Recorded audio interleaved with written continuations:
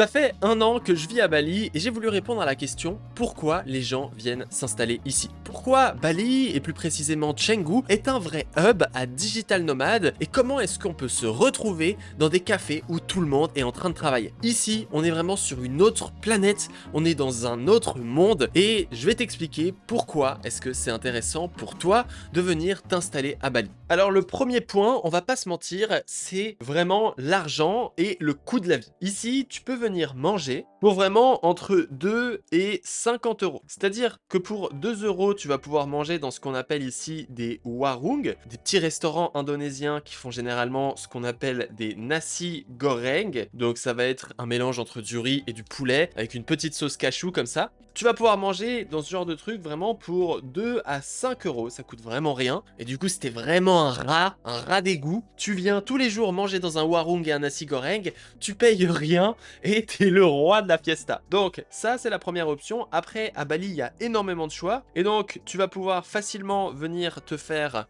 typiquement des breakfasts avec des avocats comme ceci, du saumon. Tu vois un peu le type de breakfast européen que je vois. Et bah ça peut te coûter entre 6 et 10 euros. Donc tu vois que ça reste vraiment pas cher. Et si je peux te partager une photo. Donc typiquement ce que j'ai mangé hier, hein, c'était avec un petit pote dans un café. Et ici c'était du saumon avec des œufs bénédicts, avec une gaufre, comme tu peux le voir ici, des œufs extra, etc. Et ça, tu vois que ça m'a coûté environ 6 euros. Donc ça reste très très honnête et donc tu vas pouvoir t'exploser le bide pour des prix qui sont totalement corrects. Après, faut pas se mentir, tu peux quand même payer beaucoup plus cher, hein, c'est-à-dire que personnellement, je suis pas un rat et donc j'ai l'habitude de payer assez cher pour mes restos. Et donc tu vois qu'ici c'est du canard avec de la purée, etc. Ça va plus te coûter dans les 20-30 euros facilement, un repas plus standard. Après, pour de la viande, pour la qualité du service, etc., ça reste excessivement peu cher. Et donc, c'est pour ça que ça coûte peu cher. Et le coût de la vie ici, de la bouffe, est pas cher. Ensuite, dans le coût de la vie, évidemment, on va avoir les villas. Donc, les villas ici, elles coûtent quand même assez cher. L'immobilier coûte en général assez cher. Parce que si tu veux une villa, il faudra quand même débourser dans les minimum 2000 euros à 5000 euros, suivant si tu as une chambre ou 3 chambres. Les villas, ça coûte vraiment cher. Même si tu vas sur Facebook, etc., si tu prends au mois, tu vas payer cher parce que le mois coûte cher, quoi.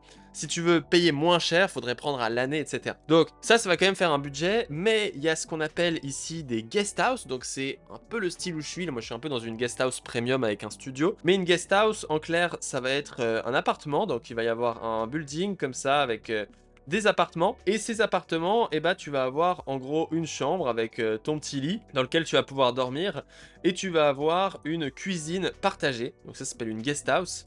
Donc je suis pas très doué pour écrire, mais la petite guest house. Donc généralement, comme je le dis, tu vas avoir une chambre qui vont être privées et tu vas avoir une cuisine et une piscine qui vont être partagées avec d'autres locataires. Donc ça, c'est vraiment le concept, on va dire, de la guest house ici, qui te permet d'avoir le mélange entre un peu un endroit privé, un endroit truc. Donc c'est pas mal pour rencontrer des petits potes, mais et puis ça va te coûter beaucoup moins cher, donc entre 300 et 1000 euros. Personnellement, tu vois que pour un studio comme où je suis, où moi j'ai vraiment beaucoup de privation, j'ai un balcon, j'ai une grande chambre, etc. Bah moi je vais plus payer dans les 1000 euros, ce qui reste totalement honnête pour un loyer. Surtout que chaque fois que tu achètes ce genre de truc, tu as généralement le cleaning, donc le nettoyage, presque tous les jours, donc on va dire 6 fois par semaine, qui est toujours inclus. Donc ça, c'est vraiment top. Tu vas avoir tout l'électricité. Généralement, tu vas avoir de l'eau potable gratuite, c'est-à-dire que tu vas avoir une sorte de galon d'eau gratuit, etc.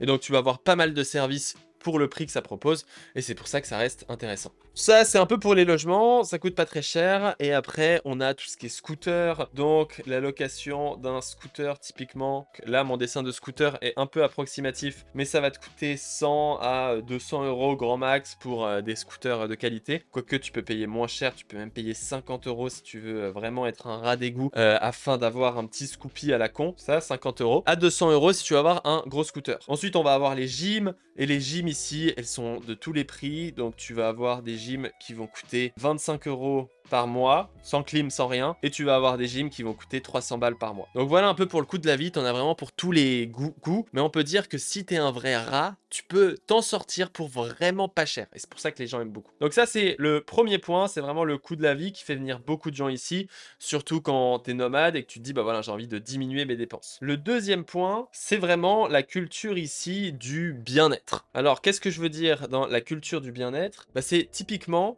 que je vais te spoiler un peu, mais dans toutes les gyms, tu vas avoir des bains froids, tu vas avoir des piscines. Par exemple, moi dans ma gym, tu vois, tu as ça. Et ici, là, ce que tu vois, c'est que là, il y a ce qu'on appelle une steam room. Donc, je sais pas comment on dit en français. Là, il y a un sauna. Là, il y a un bain froid. Là, il y a un bain chaud. T'as vraiment une grosse culture du bien-être, de prendre soin de toi, etc., etc. Donc ça, c'est très intéressant. De la même manière, tu vas avoir des restos qui sont, on peut dire, healthy. Il y a beaucoup de restos vegan, de tout ce que tu veux, qui fait des protein bowls, qui fait etc. Donc ça, c'est ce que les gens adorent. Et tu vas avoir tout ce qui est massage, traitement, etc. qui sont aussi très développés ici. Tu peux en avoir entre 10 et 100 € pour des très bons massages suivant où tu vas. Et donc, la culture du bien-être, de prendre soin de soi est extrêmement développée à Bali. Et ça attire énormément de personnes qui sont dans cette manière-là. On dit aussi qu'à Ubud, il y a un peu des trucs plus marrants, tels que les breathing, donc respiration, les travails de respiration. Tu fais ça environ pendant 30 minutes et après, tu es totalement éclaté. Tu vas avoir des yogas, des salles de yoga qui sont partout. Tu vas avoir des retraites spirituelles, etc., etc. Donc ça, évidemment, ça attire une grande partie des gens qui viennent s'installer ici. Le troisième point, ça va être vraiment le networking avec d'autres personnes. C'est-à-dire que ici, il y a beaucoup de gens qui vont être comme toi. Tu vas aller dans des cafés. Typiquement, quand tu vas aller dans un café, tu vas voir ce genre d'ambiance. Donc tu vois qu'ici, tout le monde est en train de travailler. Ici, tout le monde est en train de travailler. Il y a des ordis de tous les coins. Il y a des gens qui bossent de tous les côtés, etc. Et dans ce genre d'environnement, voilà, si t'es pas trop timide, donc moi, c'est une des raisons pour lesquelles je suis venu ici actuellement, et bah, c'est que tu peux venir parler assez facilement à genre cette meuf ici qui est en train de faire semblant de bosser comme la majorité des gens à Bali, hein. Et donc elle, tu peux venir lui parler et potentiellement bah soit t'as envie de la pécho, soit t'as envie d'avoir une nouvelle pote, etc. Et tu peux venir comme ça, tu viens, tu parles. Les gens 99% du temps en fait à Bali, ils sont là pour faire des rencontres. Et donc en fait, quand toi tu viens parler à quelqu'un, et bah lui il est content. Aussi évidemment côté business, voilà, je sais pas ton niveau. Personnellement j'ai un niveau plus avancé que beaucoup de gens ici, hein. On va vraiment avoir 70%, non, allez, on va dire qu'ici il y a 30%, voire 40% de gens qui sont en recherche. C'est-à-dire ils ont pas de projet, ils ont pas de business.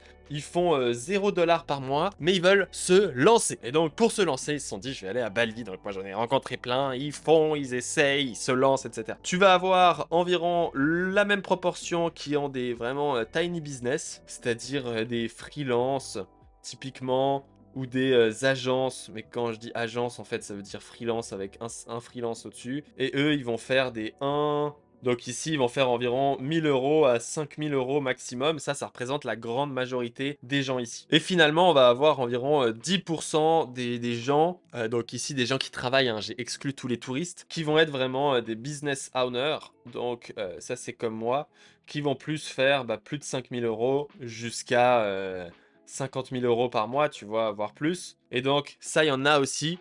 C'est plus rare d'avoir des gens qui font autant d'argent, mais il y a quand même ce genre de profil qui attire à Bali, donc ça va vraiment être des gros business comme ça. Moi j'ai des potes qui font pas mal d'argent ici, je connais pas mal de gens ici avec le temps, il y a des événements, etc. Et donc tu as un networking qui est assez intéressant. L'avantage c'est que peu importe ton niveau, tu vas pouvoir matcher avec les gens qui te ressemblent, donc si tu es à la recherche de nouvelles choses, tu vas pouvoir matcher avec eux. Si tu es en freelance ou agence, tu vas pouvoir matcher avec eux. Et si tu es un business owner, tu vas pouvoir matcher avec les mêmes types de profils.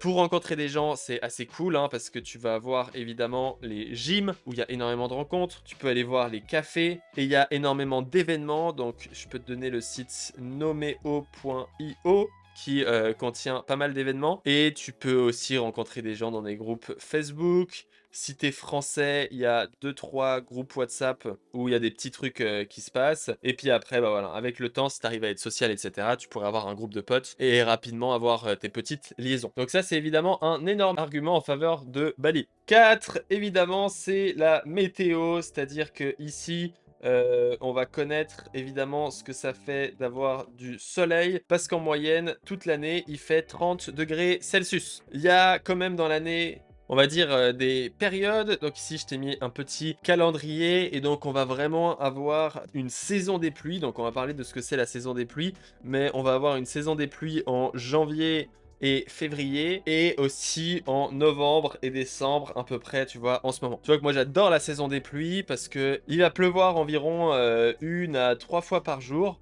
mais ça va être des petites pluies qui vont durer 10 minutes, voire 1 heure au maximum. Et ça fait qu'il y a généralement moins... Enfin, ça fait une ambiance cool parce que ça fait... il fait plus froid, il fait plus frais. Il y a souvent plus de vent et c'est assez cool. En tout cas, il dérange pas du tout cette saison des pluies, il faut pas en avoir peur. Si vous voulez, tu vois, moi typiquement, là je suis venu en novembre, hein, je suis arrivé ici le 31 octobre.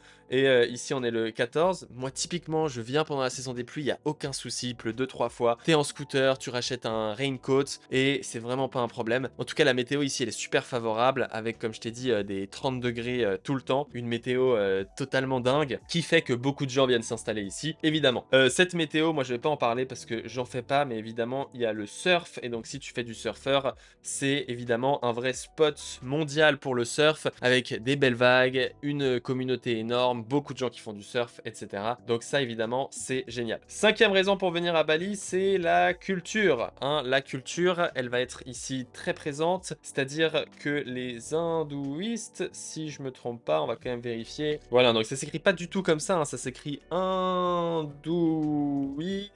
comme ceci. Et c'est une culture qui est vraiment géniale, qui est super positif, avec des gens qui sont contents, qui partagent de la bonne vibe, qui sont franchement, les Indonésiens sont géniaux. Ils sont cool, ils font les choses avec amour. Faut savoir que l'Indonésie est en majorité musulman et qu'il y a de plus en plus de régions à Bali qui deviennent musulmanes. Cependant, Bali, ça reste quand même une île très très hindouiste. Tu peux le voir avec les sortes de statues qu'il y a dans toutes les villas. Tu peux le voir avec les offrandes qu'ils donnent tous les jours. Et en clair, tu donnes une offrande.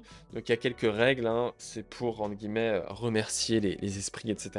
Bref, la culture ici, ils sont cool. Les Indonésiens sont super gentils. Quand tu vas au resto, c'est pas mal. Si t'es allé à Dubaï, bah, tu vois, il y a une petite différence parce que les Pakistanais, et généralement les musulmans, ils ont une culture qui est moins amour, en tout cas de ce que j'ai vu, même s'ils sont très sympas. Et donc ici, cette culture hindouiste, elle fait évidemment plaisir à énormément de personnes qui viennent ici. 6e point, c'est les services. Donc on en a parlé un petit peu, mais tout ce qui va être lavanderie, donc ménage, ça peut être fait pour vraiment pas cher, hein, on va dire 3 euros. Le ménage, généralement, dans toutes les villas, il y a le ménage 6 fois par semaine. Si t'es dans une villa, ça peut être un peu moins, mais si t'es dans une guest house, tu vas généralement avoir tous les jours cleaning intégral. Ils font ton lit, ils nettoient, ils rangent ta chambre, etc.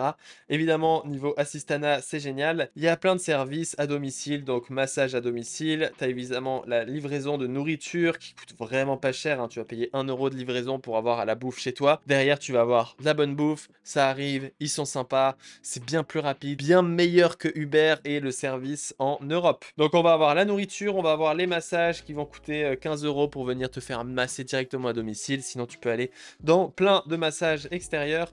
Tu vas avoir la livraison. Tu vois que moi ici, j'ai un écran, j'ai un bureau. Je te mettrai une vidéo au montage. Mais du coup, tu peux avoir tout ce qui est livraison de choses. Donc par exemple, moi je paye 125 euros par mois pour qu'un gars vienne me setup le bureau, la chaise, l'écran, etc. Donc ça c'est évidemment super agréable d'avoir ce genre de service. Et il y a aussi ce qui s'appelle ici Tokopedia.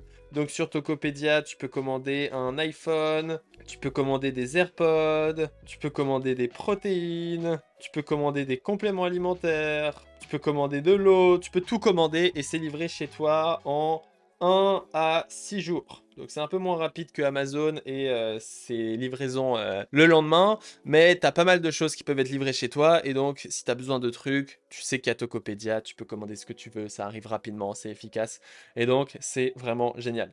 Les services, c'est incroyable et ça en fait une des raisons. Le septième point qui rejoint un peu le networking, c'est vraiment le côté rencontre. Donc, si tu es célibataire pour rencontrer des femmes, il y a beaucoup de femmes ici célibataires, tu peux facilement les aborder. Tu vois que moi, en ce moment, je m'amuse à aborder des femmes.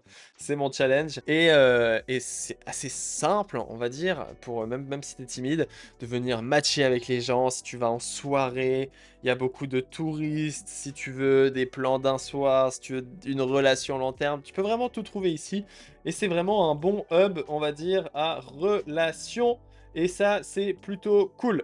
Évidemment, tu peux aussi te faire des potes. Moi, tu vois que j'ai rencontré des très très bons potes ici. On a fait des trucs ensemble, etc. Des potes que je revois ensuite en Europe, à Dubaï, etc. Et donc, niveau potes, tu peux évidemment faire pas mal de choses. Et évidemment, le huitième point, on va en parler rapidement, mais c'est les activités, hein.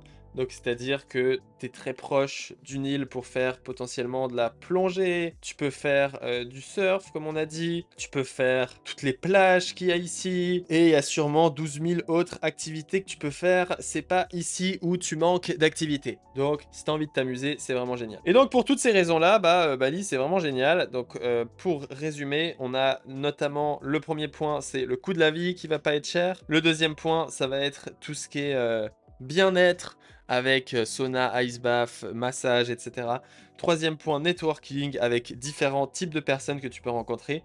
Quatrième point, météo, une météo favorable au surf avec une saison des pluies qui n'est pas très dérangeante. Cinquième point, la culture hindouiste, c'est vraiment génial. Sixième point, les services avec laundry, ménage, food, etc. Septième point, les rencontres, que ce soit pour des femmes ou des potes ou des hommes, si tu es une femme, autant pour moi. Et les activités, donc plongée, surf, plage, etc. C'est vraiment très cool. Voilà vraiment pour pourquoi les gens s'installent à Bali et c'est tout pour ce premier point. Si tu as envie d'aller plus loin et d'apprendre plus de choses sur Bali, je t'invite à regarder ma prochaine vidéo, donc comment s'installer à Bali, les taxes, les visas, les permis de résidence, je te la mets juste ici, tu peux cliquer et comme ça on se retrouve juste là-bas.